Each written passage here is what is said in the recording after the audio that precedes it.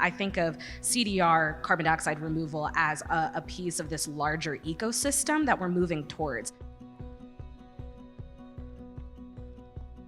I think it's really important for us to envision a future and hopefully an accessible and inclusive one, and thinking about how CDR plays a role in us getting to that future and then what it looks like in that future. We still have to rapidly reduce our use of fossil fuels. And in the meantime, there are communities who are living on the front lines of this. We have to mitigate, we have to increase resilience. And we talk at NWF a lot about how that looks like natural climate infrastructure and natural solutions, while these tech solutions are in development so they can be deployed later.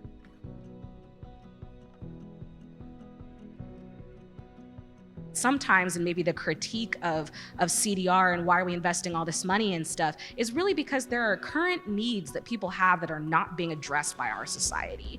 And so what can we do as NGO representatives, as policymakers, as people who are funding these projects to create a world where these projects that we need in the future also address needs right now? How can you help enfranchise and unlock a power in a community that is there, but oftentimes because of systemic issues, these groups of people are vulnerable or disenfranchised?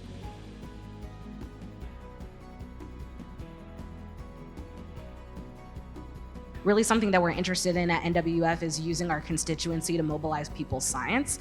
So using those technical assistant kind of centers to help educate people and promote a work stream. If you could think of it as like you would hire interns or create fellow programs where you're then training the local community, those that have the capacity to participate in data collection that would then kind of feed into this public data kind of system. I'm an expert in the engineering, but I'm not an expert in that community's lived experiences. They are an expert in that, and that it is really not about placing one expertise above the other, but marrying the two of them.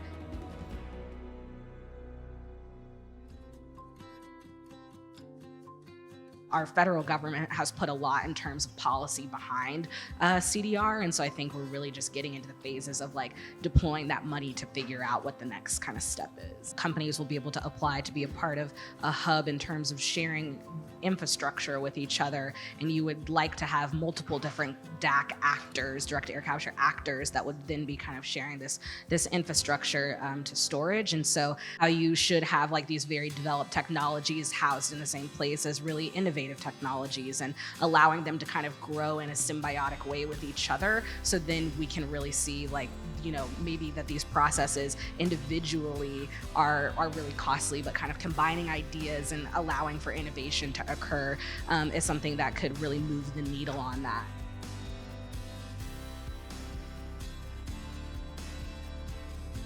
We recognized that there was a gap in the conversation, that the conservation community, whether it was because of their constituency or concerns about the science, were not participating in the conversation that, as we've already kind of shown, is happening very quickly, very robustly from all angles.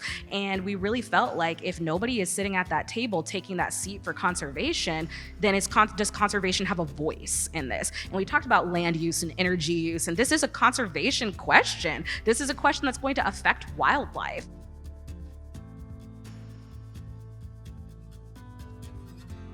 I want to make sure that people are educated about all of the solutions that exist so they can make the best self-determination decision. And then I'm here to present you with some solutions. These solutions all have caveats to them, and it's really important to be aware of the caveats that might affect you. And then from that, let's make a decision about things. We're in a really dire situation as a planet. Frankly, people who look like us are affected differently and really impacted by what's happening. And there are solutions, and they're very early stage, but I think to explore the potential of them and the potential to solve this problem, we need support, and we have to come together to do it, to collaborate on all fronts to get to the multitude of solutions that will fix this problem.